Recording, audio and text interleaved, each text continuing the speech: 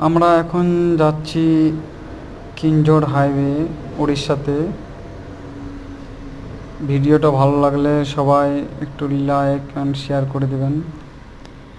আমরা যাচ্ছি, এটা হচ্ছে আপনার কিঞ্জোর হাইওয়ে এবং ফরেস্ট এরিয়া। ভালো লাগলে সবাই একটু ভালো করে শেয়ার দেবেন। দেখুন আকাশের ভিউটা ভালো, কিন্তু সকাল সকাল বা এই জঙ্গলে হাতি থাকে এবং বানর বা ভাল্লুক সবই এখানে থাকে।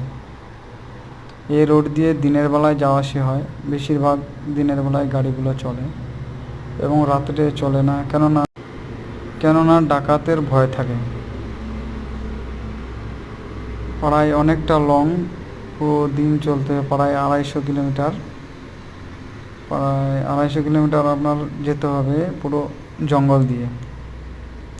এই জন্য এই রাস্তায় মাওবাদীগুলো থাকে বা আদিবাসীদের একটু চাপ থাকে।